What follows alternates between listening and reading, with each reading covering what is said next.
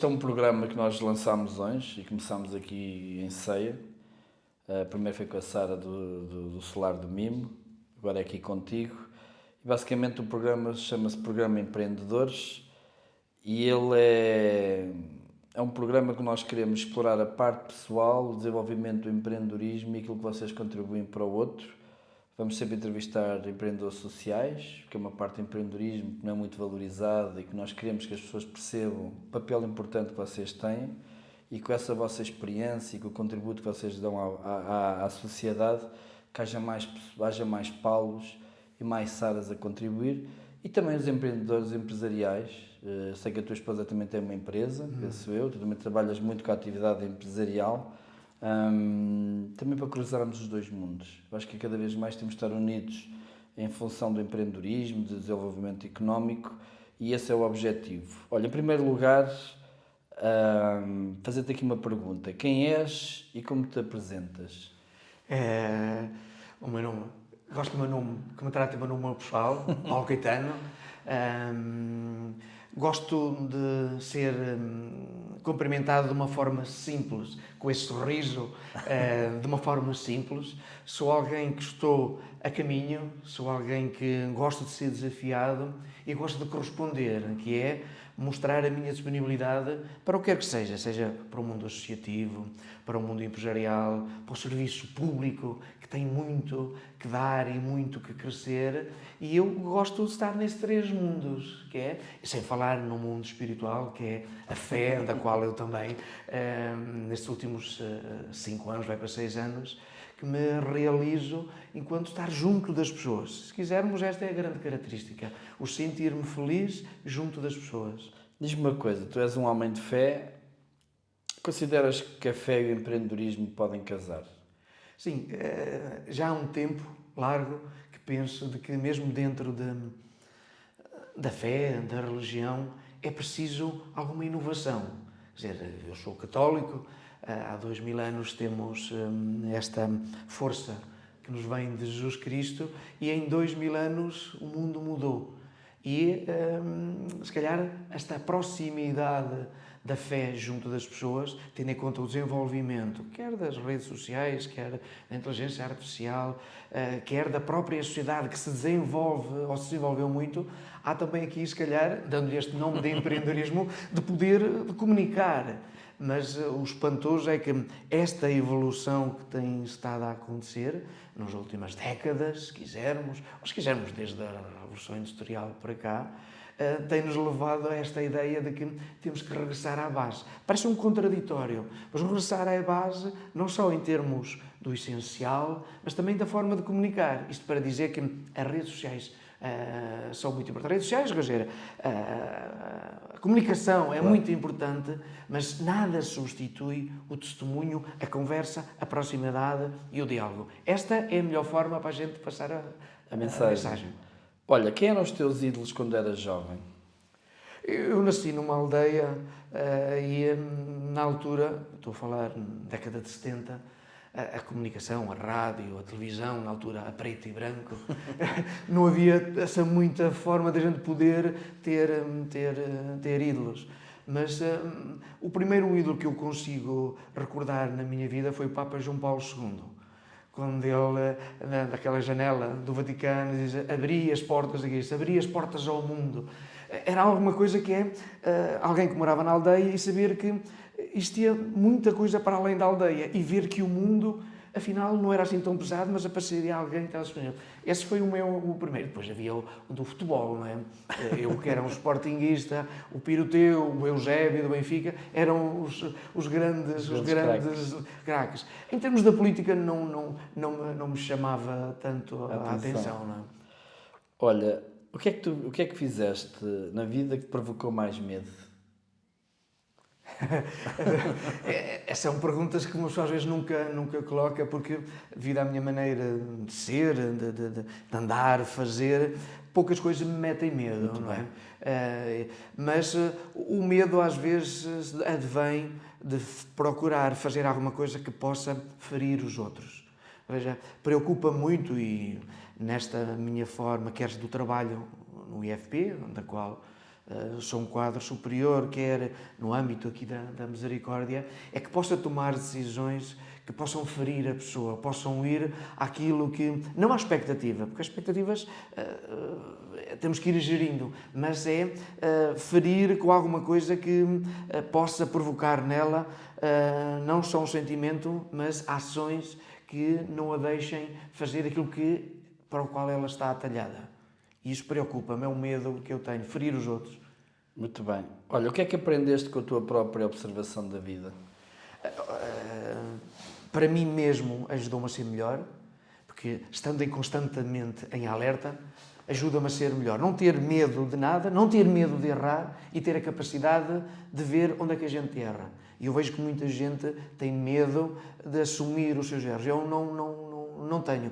Eu procuro que com a minha ação eu possa ser melhor e ajudar-me a procurar a cada dia, que esse é o meu lema, a gente ser sempre melhor. Não ter medo de falhar, mas não ficar de braços cruzados que as coisas aconteçam. E isso eu não sou deste tipo de pessoas. Gosto de provocar, tanto que isto às vezes pode causar alguma comichão em alguns setores, mas quer dizer, a minha perspectiva é mesmo de procurar, não estar parado, procurar sempre mais e diferente. Consideras-te um homem da ação? Sim, desde manhã até à noite. Por isso é que às vezes uma pessoa precisava descansar um pouco mais, até porque as estratégias às vezes requerem alguma maturação e eu, como estou no terreno, quero fazer, quero procurar, quero ir à procura das pessoas, e isso às vezes provoca em nós, não digo que eu também não tenho uma ansiedade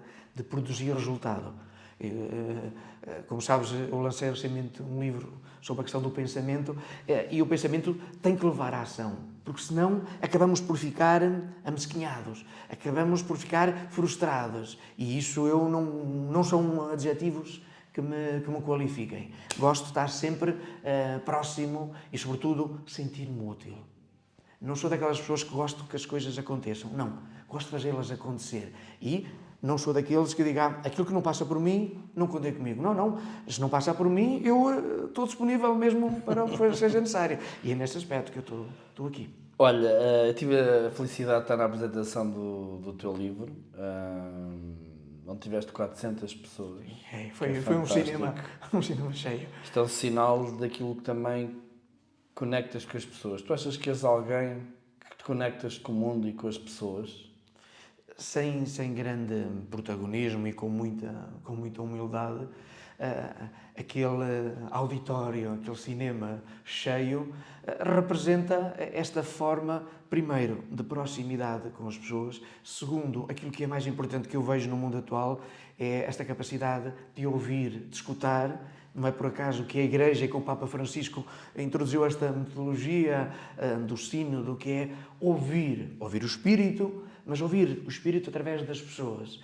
E eu vejo, naquele dia daquele lançamento, de que as pessoas veem em mim algo que eu posso ajudar, mas que tenho ou que transmito algo de paz, algo de confiança, e de que as pessoas podem contar comigo. E isso é, por alguma razão, às vezes quando eu mando um e-mail, eu não digo cumprimentos, eu não ponho ao dispor. É uma forma diferente. Quer dizer, e isso é uma forma diferente. Quer dizer, quando uma pessoa vê ali um auditório, 300 e muitas pessoas, uma pessoa sente ali um alívio, uma alegria, mas também uma responsabilidade. Claro. Que é, uma pessoa eu agora podia dizer, isto é bom, não, dá-me uma responsabilidade de continuar neste trabalho para que as pessoas possam continuar a sentir em mim, sem qualquer protagonismo, sobretudo político. Neste momento não faz parte. Mas faz parte eu sentir, não só enquanto líder da Misericórdia de Ceia, como trabalhador de um Instituto de Emprego e Formação Profissional, quer como cidadão ou diácono, a responsabilidade de não me demitir nem virar as costas a quem precisa de mim ou de alguma coisa. Não gostar de dizer, e isso a mim preocupa muito, é dizer, isto não é comigo, é que com o Nuno. Não, vamos ver. Não virar as costas à dificuldade, não virar as costas aos problemas, e é isso que eu acho que as pessoas veem em mim, que podem confiar. E então aí é uma alegria muito grande estar, como naquele sábado à noite, vir de que as pessoas no fim estavam a bater palmas, não a mim, mas ao produto que era aquele livro à boleia do pensamento. As pessoas revêem-se naquele pensamento daquilo que lá estava escrito. E então isso é algo motivador de esperança e de alegria. Excelente. Olha, o que é para ti um empreendedor? Um empreendedor, como eu já referi, é alguém que faz acontecer. O empreendedor é alguém que, às vezes, até não duvidar das suas capacidades, mas que se coloca ao caminho. Alguém que não espera que as coisas aconteçam e as faz acontecer. E o bom é que não vamos sozinhos. A gente procurar neste caminho é como se fosse um caminho com vários afluentes. A gente conseguir estar ou encontrar outras pessoas e não dizer este projeto é meu. Não, este projeto é nosso. É nosso. É o que eu faço da misericórdia. O projeto não é meu. Eu apenas sou um entre pares.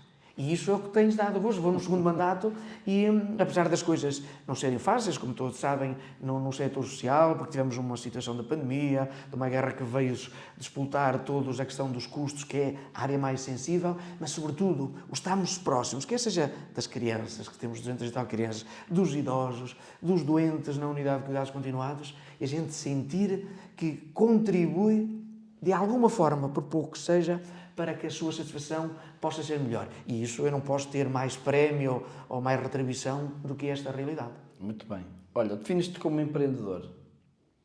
Quer dizer, eu sou... Eu acho que és. Sim, mas às vezes quando a gente utiliza determinados chavões, dá a ideia de que uma pessoa está a subir...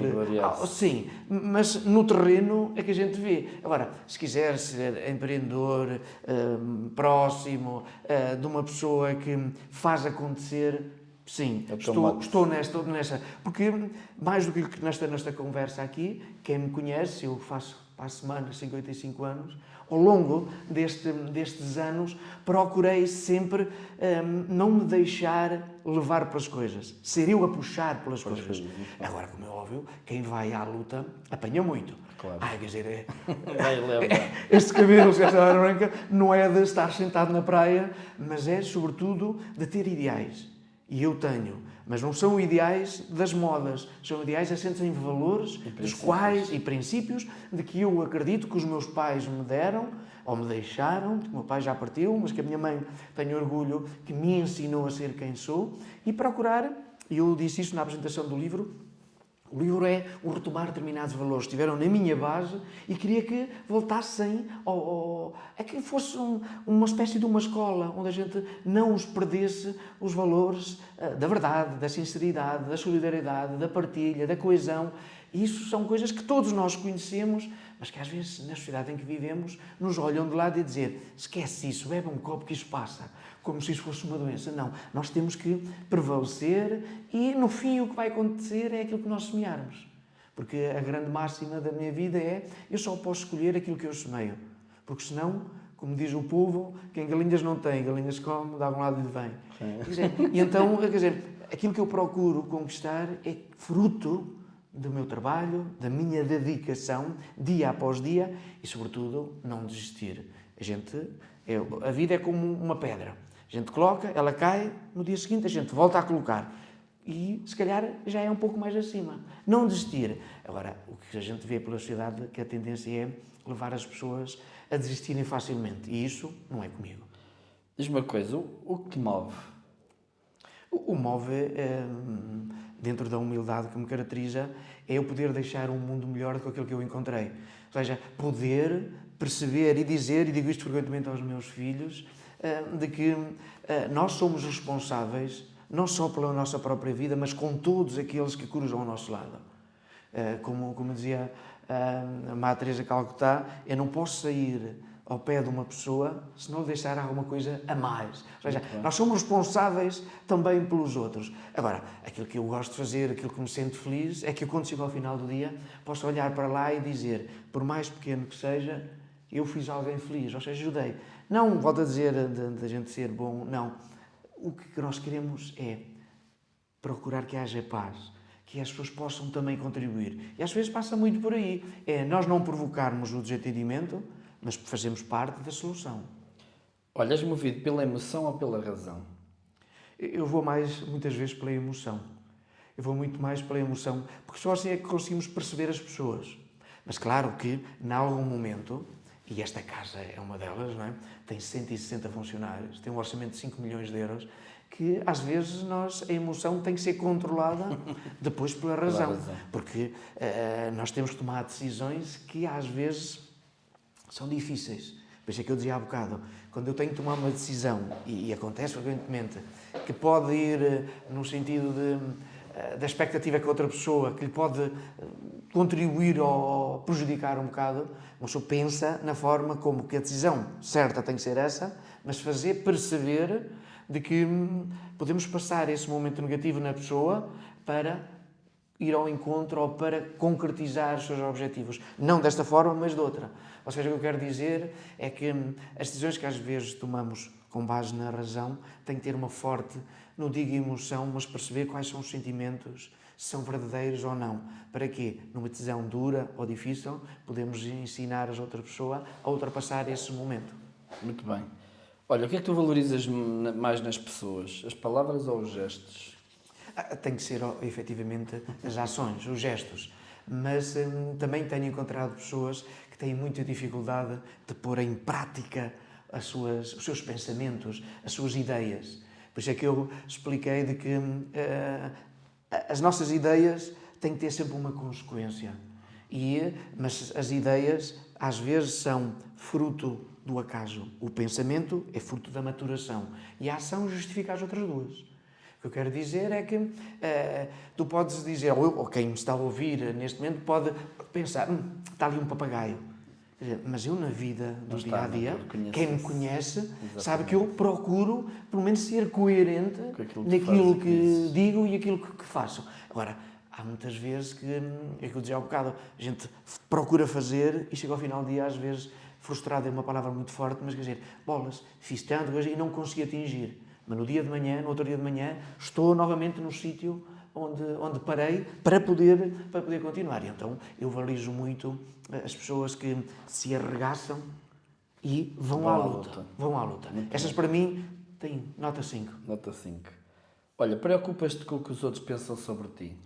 Já fui mais fruto da ação política. Tive 16 anos na Câmara e tinha um papel muito ativo, tinha áreas importantes, como as finanças e os recursos humanos, em que procurava muito a questão da minha imagem, não, da imagem do trabalho que fazia, porque, quer dizer, na política nós também devemos cultivar, não é a imagem, mas fazer com que resolvemos problemas, porque até na política está lá para resolver problemas. Mas preocupava muito aquilo que os outros pensavam, se o meu desempenho, não com a imagem física, mas com o desempenho. Isso era uma constante. Eu saía da Câmara e ia preocupado. Eu, ao longo dos anos, tenho deixado mais, partindo para aquela máxima de que aquilo que os outros pensam de ti é lá com eles. Aquilo que eu penso de mim é aquilo que me ajuda a fazer aquilo que eu acredito. Não tornando isto a ideia de que a gente está ouvindo por aí, eu acho que é assim e parece uma baldosa, leva tudo a ver. Não, eu acredito, com base nos valores, na minha capacidade de trabalho, disponibilidade, que esse é o caminho, preocupa mais agora em concretizar aquilo que os outros pensam.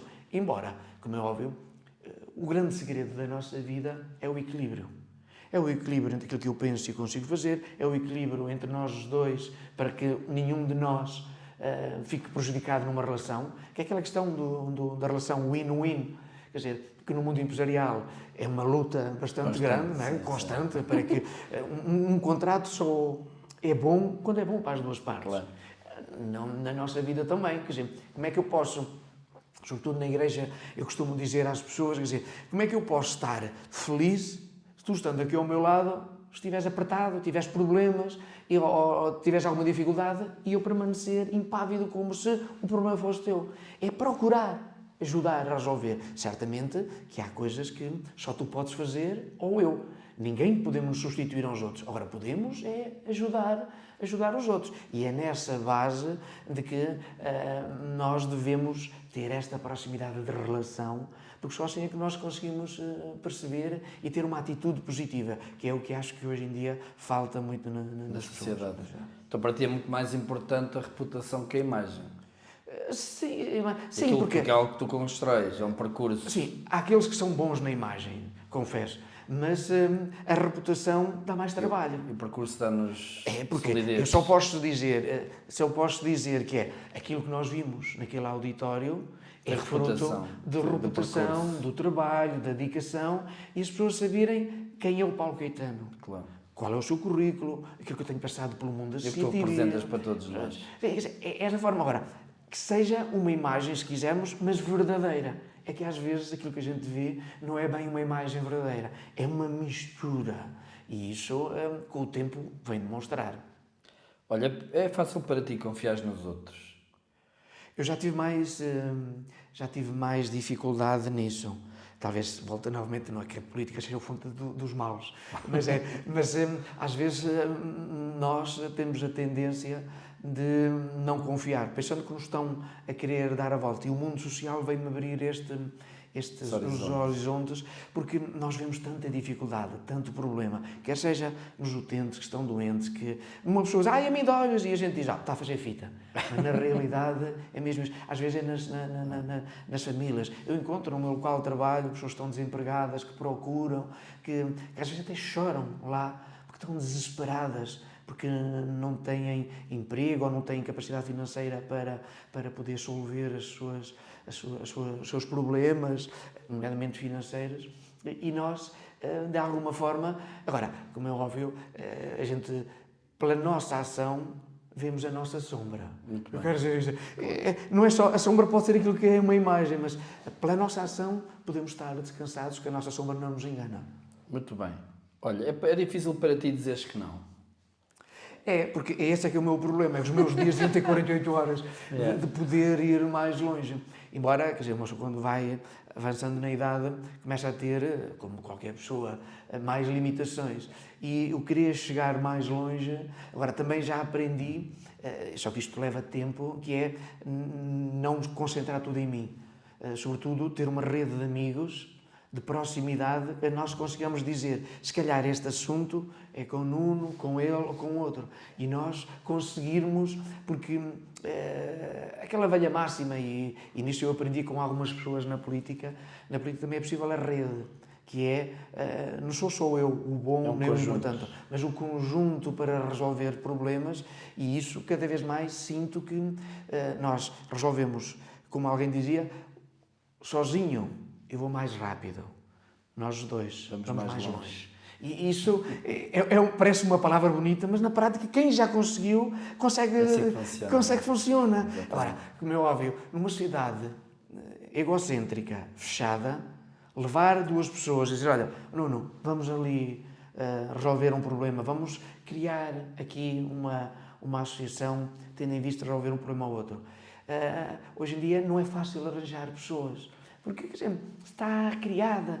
Daí é que é o desafio. Vamos à luta, vamos. Ora, se cada um conseguir, era aquele velho amigo, o velho pensamento do Jeca Afonso, que vai e traz um amigo também. Quer dizer, parece que não estamos num momento que vivemos há 50 anos atrás. Em alguns aspectos, se calhar, podíamos refletir nisso, mas não é o fórum próprio. Mas é mais no sentido de que todos nós precisamos partilhar o bom, o que somos e, sobretudo, aquilo que os outros têm. Porque aquilo que me falta és tu ou o outro que me pode dar para nos tornarmos ser melhor. E, nesse aspecto, eu não tenho problema nenhum em ver que, se a parte que me falta és tu, ou que tu tens, de poderes, olha, não acrescentar. Muito bem. Olha, tu és um homem de fé e na Bíblia há uma expressão que eu gosto muito, que é a verdade liberta. Diz sempre tudo o que pensas. Digo, só que em alguns momentos tenho que ir buscar algumas comparações, ou seja, umas analogias para podermos ver. Se calhar por incapacidade minha, Cristo utilizava muito as parábolas. As parábolas eram comparações para poder passar uma mensagem para que fosse mais compreendido. Eu prefiro utilizar a verdade na caridade. O que eu quero dizer com isto? A verdade na nossa forma de ação. Às vezes tenho dificuldade em dizer a verdade, porque a minha verdade não é absoluta. A minha verdade não é única. A nossa verdade pode ajudar a compreender a verdade de cada um dos lados. Por isso, a verdade na caridade é numa forma de humildade de perceber de que eu até posso estar certo, mas não tenho que espezinhar o outro. Claro que sim. Por isso, a verdade que eu possa sempre dizer nunca é para dizer que tu não tens razão. Mas a verdade é para construirmos juntos algo que seja melhor. Esta expressão da verdade na caridade é de João Paulo II e ajuda-nos a perceber de que só conseguimos construir uma coisa que seja sólida se dentro da caridade, e a caridade é dar-se de ti sem receber, mas assente numa verdade. E uma verdade é algo, um princípio orientador que nos ajuda a levar a uma meta. Muito bem.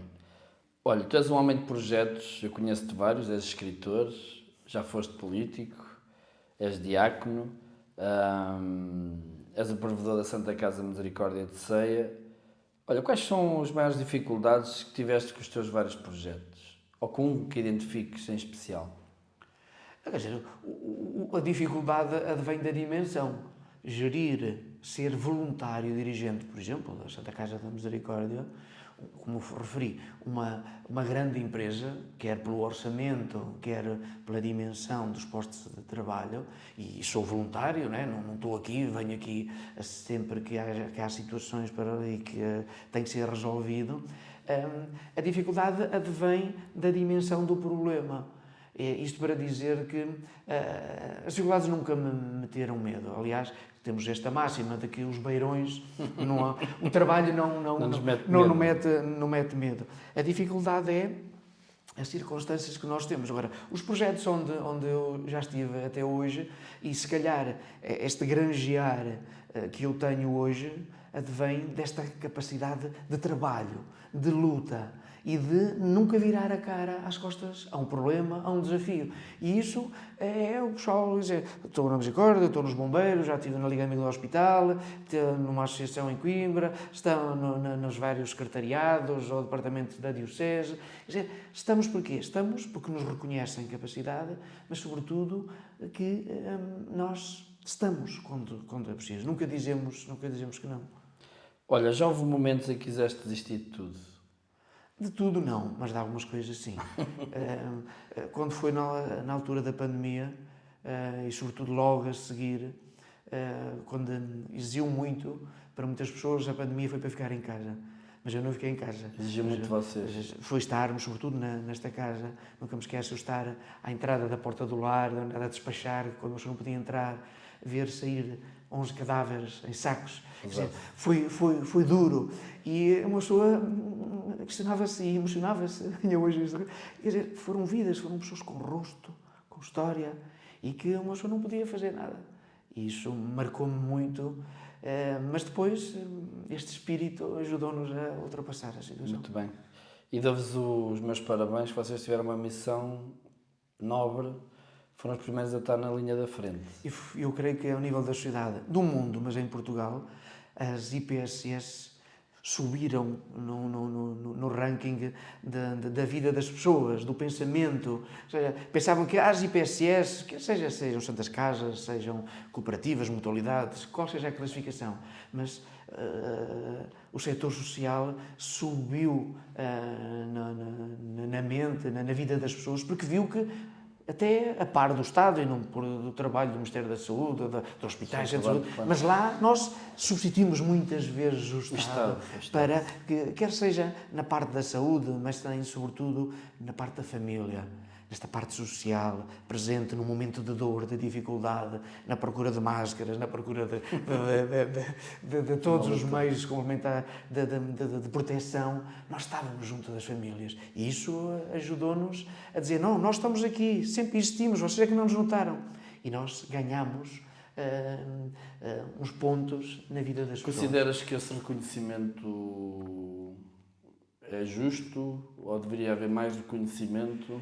Quer dizer, vamos lá ver, não sei se estás a falar da questão financeira. Não, ou da financeira é sempre um problema. É um problema, sim, é um problema porque o próprio Estado... Os custos associados não estão. Não estão porque independentemente dos governos, o Estado em si Tem que se não responsabilizar cumpre mais, aquilo que exatamente. há 30 anos atrás, no Pacto Social, que disse 50% dos custos no setor social eram suportados. E isso estamos longe, estamos nos 40%, e esses 10% faziam toda a diferença na vida de hoje. Ora, no reconhecimento, eu creio que depois da pandemia, isso começou a ter outra visibilidade e até nas próprias famílias estão mais despertas quando nós às vezes pedimos a colaboração em qualquer coisa que seja, estão mais sensíveis a isso. Muito bem. Qual foi a decisão mais difícil que tomaste neste teu percurso? Quer dizer, a decisão mais difícil foi no momento da pandemia, sim. Que tivemos que encerrar serviços e custar e ver famílias, por exemplo, aqui na creche, assim, desses momentos mais difíceis. Mas eu olho para trás como algo de bom que nos ajudou a estar preparados para outras dificuldades que vão surgindo aqui. Por isso é que hoje em dia aparecem dificuldades quase todos os dias, mas temos aqui um know-how, um background que nos ajuda e, sobretudo, nos dá confiança e a dizer, se ultrapassamos, hoje em dia, nós temos essa capacidade. Olha, o que é que te ensinou mais? Os sucessos ou os erros? Os erros. O sucesso é tudo efêmero. Efêmero, não é? Efêmero. Quer dizer, o dia 29 de março, com aquele auditório, foi maravilhoso e tudo, mas hoje estamos aqui para um novo dia. Claro. Quer dizer, e eu não vivo do passado. Eu aproveito o passado para viver o presente e programar aquilo que eu acho que é o futuro. Por isso, quer dizer, agora, os erros deixam-nos... Os erros, as falhas, porque às vezes coisas que nos correm bem não tem a ver com erros, tem a ver com circunstâncias da vida. E as circunstâncias da vida, como eu falei há um bocado, a pedra cai, levanto. Caiu, volto a pôr. Eu volto a pôr. E isso foi uma das coisas que eu aprendi com os meus pais e com os meus avós, que eram feirantes, levantavam-se às 3 da manhã para ir para as feiras, na altura de carroça. E pesado, não? E eu vi, quer dizer, então se eles conseguiam sem estudos, sem nada, eu também consigo. Tenho uma ferramenta. Por isso, os momentos mais difíceis, não quer dizer que uma pessoa anda aqui, às vezes andamos feridos por dentro, mas por fora não me veem nessa situação. Só que a gente vai sempre, eu vou conseguir. Não consigo 100, consigo 50. Muito bem. Como sabes que estás no caminho certo, mesmo quando tudo parece difícil? Temos que parar. Havia uma escritora que dizia que era a Susana Tamaro, acho que era ela, sem querer perder os créditos, que ele dizia, quando no momento da tua vida te sentires que não sabes qual é o caminho, para.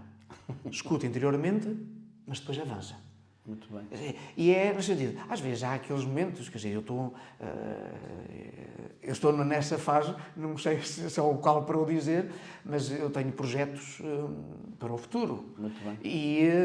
E o futuro queria algo que fosse ainda mais neste âmbito de poder pegar no tal pensamento e ir à boleia para criar, eu disse isso, sobre a questão quando me perguntaram se aquilo que eu escrevia estava dentro de um determinado parâmetro. Eu estou numa fase da vida a saber que caminho é que eu quero seguir no âmbito da reflexão, da autoajuda, do referencial que quero. E na vida, quando nós queremos uma coisa e temos alguma dúvida, a gente para, não é ir de qualquer forma, parou, escutou e seguir. E é isso que eu aconselho. Todos nós temos encruzilhadas, dúvidas. Eu até tive um livro que chamava Os Filhos da Dúvida, que é a dúvida faz parte do caminho. O que não faz parte do caminho é desistir. Porque senão a dúvida não serve para nada. Claro. Não uma dúvida metódica do Descartes, não tem a ver com isso. É a dúvida que nos há de ajudar a ser melhor na procura, sobretudo, do caminho a seguir. E depois não ter medo de arriscar. E o que Deus é por aqui. Se calhar pode não ser, mas ficar parado, não. Porque dos fracos não reza a história. E então eu queria fazer a história, nem que seja a minha própria história. Muito bem. O que é ser uma pessoa preparada para a vida, na tua perspectiva? Preparado, vamos nos preparando todos os dias. Uma pessoa que quer aprender todos os dias está-se a preparar.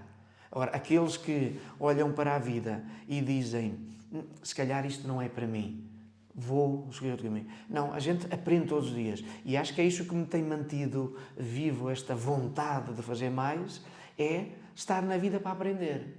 E uma pessoa está na vida para aprender, está na vida para mudar, e está disponível, se for possível, se for preciso voltar atrás, como na estratégia militar, não é?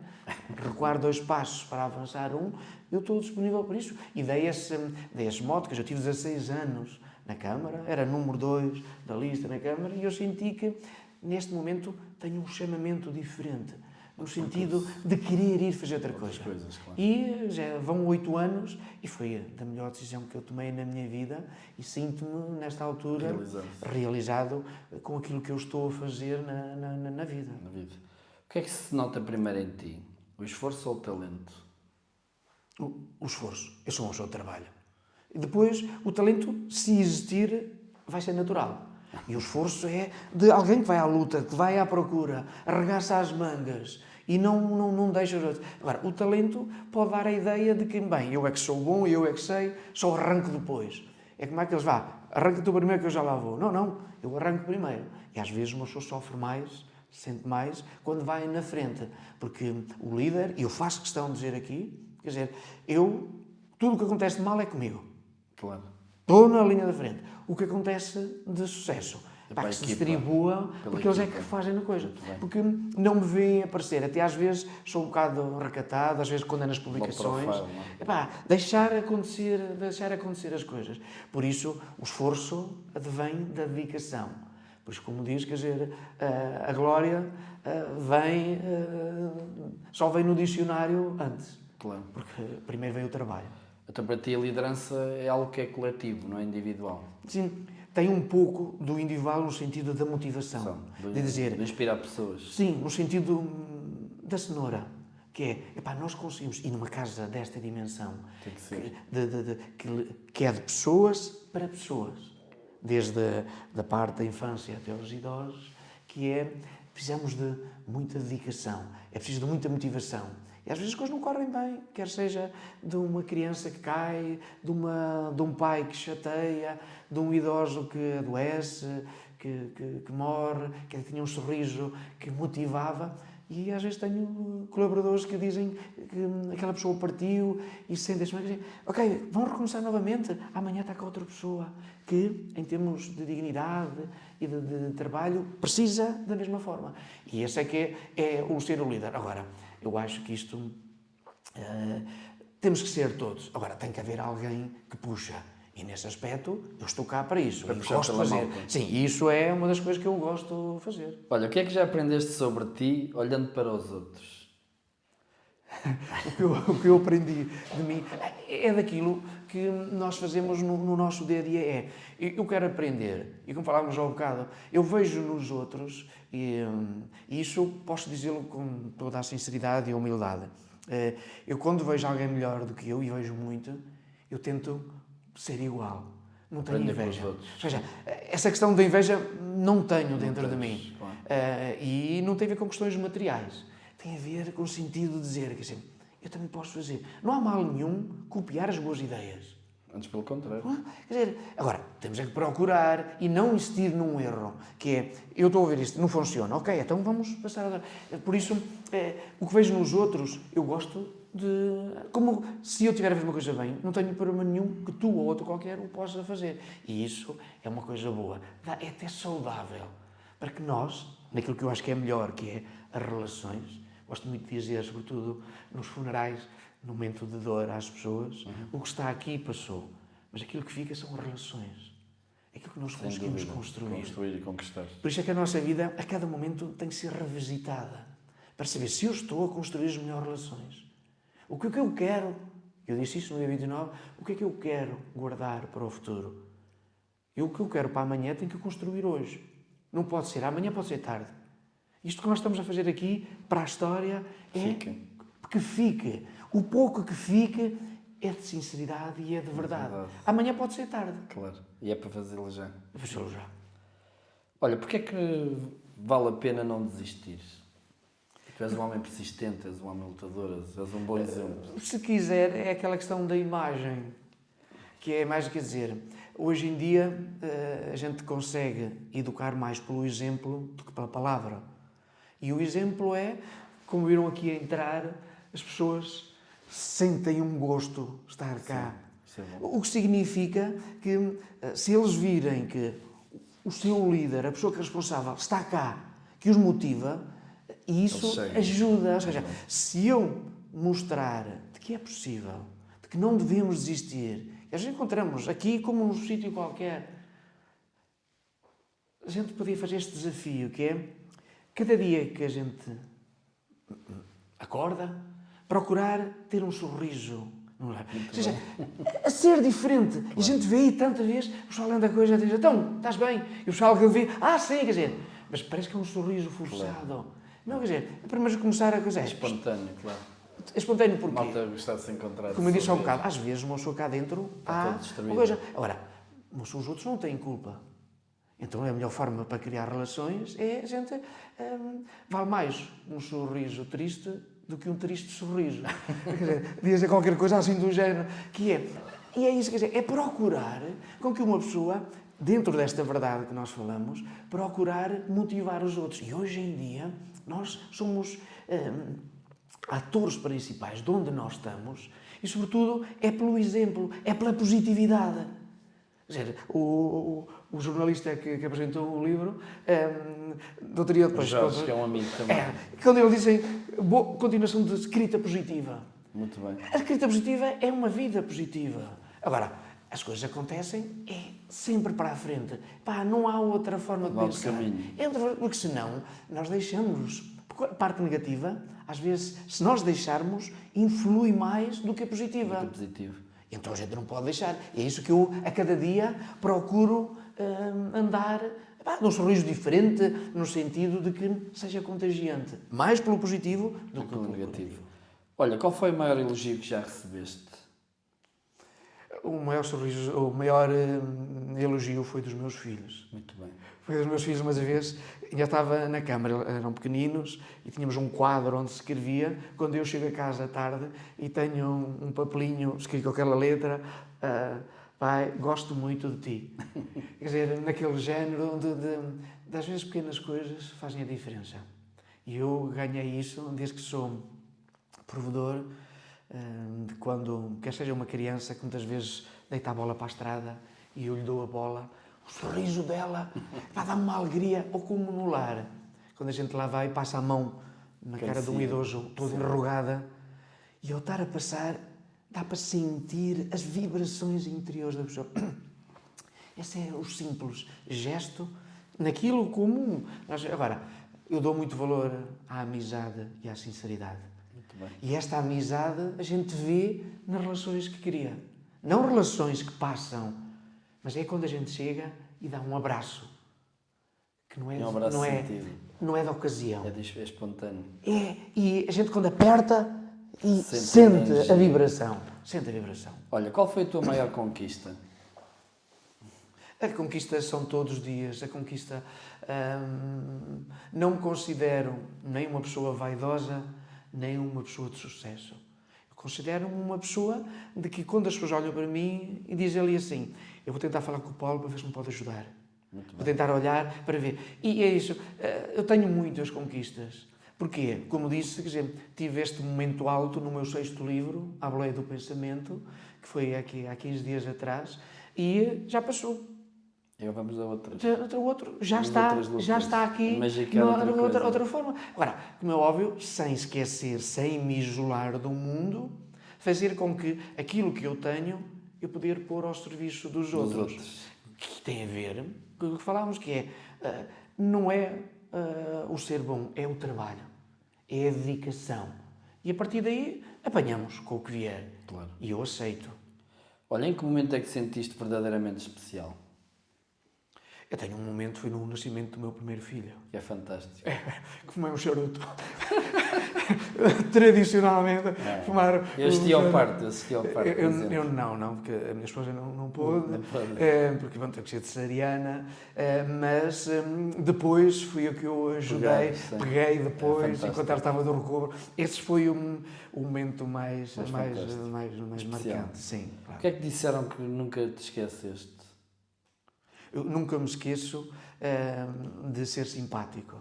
Não posso esquecer de sorrir. Porque se eu te chego à tua beira e me vires não no sítio normal, tu perguntas o que é que eu tenho. Porque já me conheces. Quer dizer, eu não posso esquecer que a cada manhã há pessoas que esperam alguma coisa de mim. Um sorriso ou alguma coisa. Isso eu não posso esquecer todos os dias. Olha, qual foi a última vez que tiveste uma boa ideia? Eu não... Mas há uma de ideias. Então sim, não guardo. Porque se eu tivesse a colecionar, perdia muito tempo agarrado àquilo que está para trás. Claro. Quer dizer, funcionou, passamos à frente. Porque a vida é cheia de obstáculos. Claro. Eu costumo dar este exemplo que eu ouvi uma das vezes, que é: a vida tem altos e baixos. E uma pessoa disse-me: porque é que nós devíamos ter uma vida certinha, uma linha reta? E alguém me explicou: isso não funciona. Qual é o nosso batida cardíaco?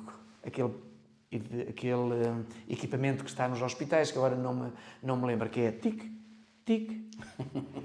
Se a nossa vida for altos e baixos, significa que estamos vivos. Exato. Se a nossa vida for uma linha contínua, já morremos. Então os altos e baixos fazem parte da vida. E quando nós estamos em baixo, é aí que eu sinto força para ir para cima. Eu tenho tido isso muito, altos e baixos. Como todos nós.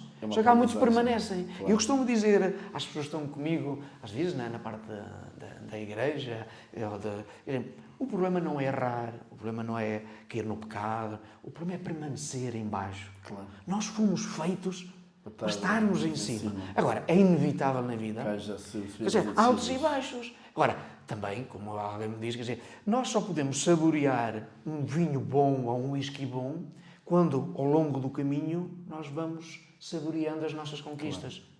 E, como dizia um poeta, quando nós estamos num momento mais difícil, é que devemos saborear a melhor bebida. Exatamente. Que é para ganhar energia e percorrer a frente. E é isso. Porque o pessoal diz: quando chegarmos lá em cima, vamos saborear. Não, é um erro. Quando nós estivermos lá em cima, já tivemos, não. Quando chegamos e precisar dos amigos, da melhor bebida, é quando estamos em baixo. Daquele abraço que é para ter, precisamos de ver. E é nisso que temos um.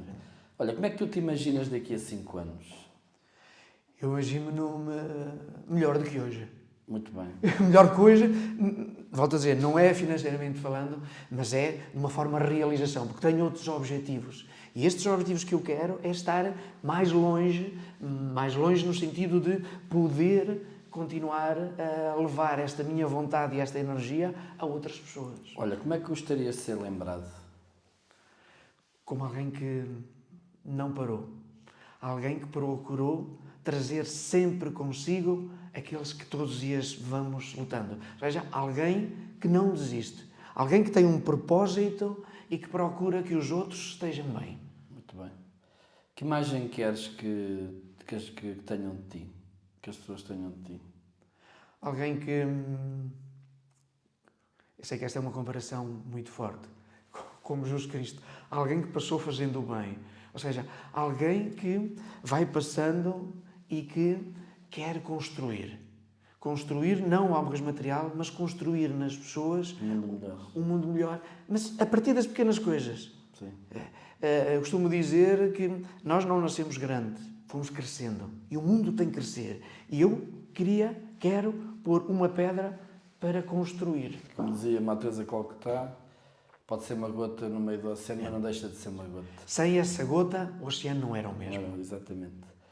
Somos mais as perguntas que fazemos ou as respostas que damos? Eu aprendi através da neuropsicologia de que para eu obter respostas tenho que fazer perguntas. E então eu na pergunta vou procurar as respostas. Agora, eu também sei que há pessoas que procuram muito respostas e às vezes esquecem-se de perguntar. Claro. Uma básica. O que é que eu quero? Para onde é que eu quero ir? O que é que eu estou disposto a fazer? E são perguntas interiores. Às vezes procuramos muito respostas e esquecemos das perguntas. Por isso, é o tal equilíbrio que eu falava há bocado, o equilíbrio do mundo, o equilíbrio das relações, que nós temos que ver dentro de nós. As perguntas e as respostas têm que ser colocadas no momento certo. Qual é o momento certo?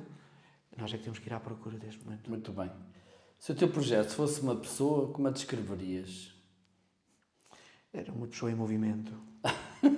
Uma pessoa que tem que estar, tem que fazer e, sobretudo, às vezes nós sentirmos.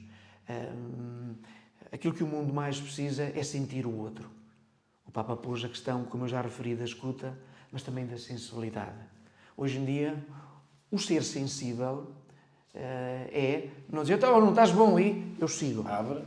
Nem estamos à espera da resposta das pessoas. Claro. É estar ali, esperar pela resposta. Ouvir, porque as pessoas, se calhar, aqui dizer, olha, mas eu já vou à frente. E isso temos numa sociedade. Porquê? Porque a sociedade está a olhar para baixo. Temos que olhar em frente. Não para baixo, porque dá a ideia que estamos a olhar para os outros para baixo.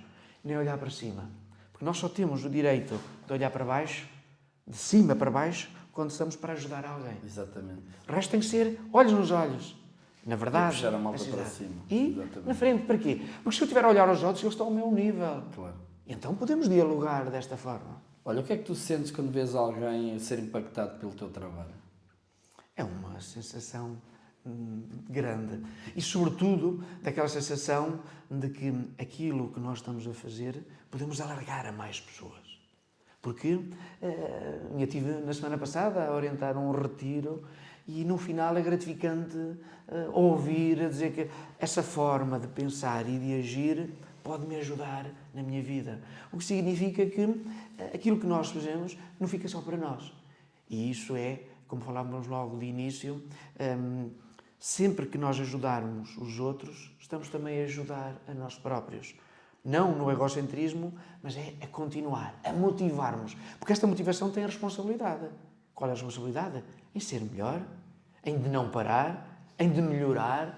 Porque quando a gente chega a um nível, depois nós temos que subir. Então temos que ir procurar estar apetrechados para estar à altura dos outros. Olha, eu sei que és uma pessoa que tens dado muito à Santa Casa da Misericórdia de Ceia. Fizeste muitos projetos fora da caixa, um deles ligado à questão da saúde mental. Para mim és um exemplo de pessoa. Também nos conhecemos através de um projeto que também tive a oportunidade de nos cruzarmos. E foste uma pessoa que também marcou, por isso eu também fui uma daquelas felizardas 400 pessoas que foram ao teu livro, porque és tu que nos puxas pela tua forma como tu és. Mas falando um pouco neste projeto da Santa Casa, o que é que mais mudou em ti desde que começaste este projeto? Primeiro, com esta sensibilização que acho que todos devemos ter. Dizem os estudos que em 2050 mais de 60% da população mundial sofre de um tipo de demência. Há aquelas mais conhecidas, que é o Alzheimer e o Parkinson, que estão debaixo do chapéu da saúde mental, mas a saúde mental é um problema sério de que, infelizmente, e repito, infelizmente, os governos em Portugal não têm dado a devida atenção. E não têm a devida atenção não na questão relacionada só com o social, com a saúde, mas com a área social, que é a prevenção. A doença mental pode ser prevenida ou retardada, mas com um trabalho a priori, para que, como nós tivemos na Santa Casa da Misericórdia, uma equipa multidisciplinar em várias áreas, para trabalharmos com pessoas que, de uma forma ou de outra, lhe foi detectado um princípio de uma doença, de uma demência, para nós podermos trabalhar. E fizemos isso um pouco às nossas custas. Tínhamos um projeto aprovado do Portugal Inovação Social, mas só que era preciso ir mais fundo, era preciso fazer mais. E nós fizemos, investimos, apesar dos resultados negativos que isso trouxe para a instituição, mas o resultado, o impacto foi muito positivo. E deu para ver e transmitir que é importante a sociedade poder continuar. Por isso é que isto aconteceu em 2018, E nós, o ano passado, a Misericórdia de Ceia ganhou um prémio de 30 mil euros no BPI sobre o projeto das demências e já há uma dúzia no nível do país, o que significa que esta é uma área em crescendo de necessidade e que é importante quem nos ouve, sobretudo com capacidade de decisão, possa olhar para esta área das demências, na área da saúde mental, em que o social, ou seja, a prevenção pode ser feita e ajudar. Para quê? Para que, no fundo, os gastos que se fazem ao nível da saúde, sobretudo os fármacos, possa ser aliviada com um trabalho a priori. Mas isso tem que ser as instituições sociais que têm equipas, como é o caso da Misericórdia de Ceia, com capacidade, com conhecimentos técnicos, humanos, para poder ajudar. Olha, como é que o teu projeto reflete quem tu és? É procurando, dentro da simplicidade, que a gente também nos... Porque, às vezes, quando eu falo, a gente transparecer para os outros, mas eu tenho que me deixar transparecer, sem querer que eu seja o sol, porque o sol queima, Claro.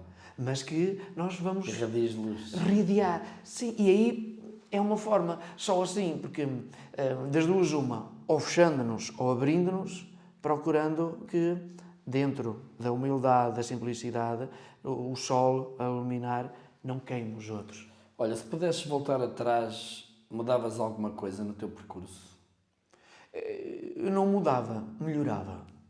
Há momentos na nossa vida que há pessoal que diz, não, eu fazia tudo igual. Não, eu não fazia. Mudava algumas coisas. E mudava como? Claro, com base no passado, a gente olhando para a vida, né? O retrovisor, que é como fosse olhando para trás. Mas era mais no sentido de melhorar. O percurso era esse. Porque eu podia ter, eu costumo dizer, se eu tivesse estudado ou aprofundado as línguas, eu podia estar hoje no Parlamento Europeu ou coisa do género. Claro. Mas não estava nesta proximidade. Não tinha conhecido. Não, é tudo muito impessoal. E aqui é que eu me sinto bem. Num meio pequeno, vivo. E aquilo que nós gostamos. Sim. E fugimos, eu ia dizer que nós fazíamos como o diabo foge da cruz dessas coisas porque gostamos de estar aqui. Sim, mas aí é que sentimos o território. Sentimos a realidade, identificamos-nos com isso. Exato. E isso é que o que uma vida tem melhor. Isso é que é, se calhar, uma das marcas que me diferencia, ou diferencia não, me valoriza, que é nós sabermos o que é a ruralidade. Não é ser campónio, é saber como sentem as pessoas, tu perceberes. E às vezes nem é preciso dizermos quando as pessoas te percebem aquilo que queres fazer. Olha, diz-me uma coisa, como é que tu reages ao sucesso dos outros? É uma alegria. É uma forma, quer dizer, é como disse há um bocado, se eu vi que os outros fazem bem, eu fico alegre com isso e procuro, se estiver dentro da minha área de abrangência, procurar ser igual. Porque se eles ganham, se eles têm sucesso, porque eu utilizo muito, há uma história de um vizinho, de um senhor, que dava aos vizinhos as suas sementes das dele. E ele ganhava sempre, todos os anos, o concurso das melhores sementes. E as pessoas ficavam, assim, abismadas, porque é que eu dava as sementes dele aos vizinhos. E ele disse, é simples, porque para eu ter boa semente, se os meus vizinhos tiverem má semente, vão me influenciar na minha semente. Então, se eles tiverem boa semente, eu continuarei sempre porque estou à frente. Ou seja, isto para dizer de que se uma pessoa é bom, os que estão à volta também têm que ser. Porque é como se o Conselho de Ceia for bom, mas o de Gouveia, de Oliveira forem, somos mais fortes. Claro. E os outros serem também bons, não é porque eu seja mau. Não. A partir das bases, claro. Por isso é que eu estou a dizer, se pensarmos sempre em ser melhor, quem está à frente, e isso eu aprendi quando era miúdo, até foi uma das vezes quando uma pessoa amiga faleceu, abalou um bocado, e depois estava naquela, parece que tudo me corre mal, e alguém me disse, se algum dia levares um pontapé no traseiro, é sinal de que vais à frente. Claro. Então, umas pessoas dizem, não, quer dizer, então, porquê é que nós não podemos ajudar uns aos outros? Claro, dentro também de uma questão de solidariedade e de responsabilidade. Quer dizer, eu não te posso ajudar a ti para depois te fazer mal. Temos que ser coerentes. Então é nessa base de que eu olho para os outros, se eles têm, eu fico feliz. Claro. Não estou a ser demagógico com isso. Eu almoço, janto com toda a gente. Temos amigos comuns a falar disso. E isso, para mim, é um prazer. Para mim é um prazer. Olha, qual foi o momento mais solitário no teu percurso? O momento foi quando familiarmente houve a separação dos meus pais Não sei que... e custou porque a minha mãe optou por mim, que estamos muito próximos, e o meu pai, que já partiu, pôs de parte e isso custou bastante. Mas eu, e esse é outro exemplo, quando os amigos todos falharam ao meu pai, Tu estiveste lá. e fui eu que o aguentei e Eu sei estive com disso, ele eu até à hora da disso. morte dele. Quando ele não tinha mais ninguém, eu estiveste lá. estive.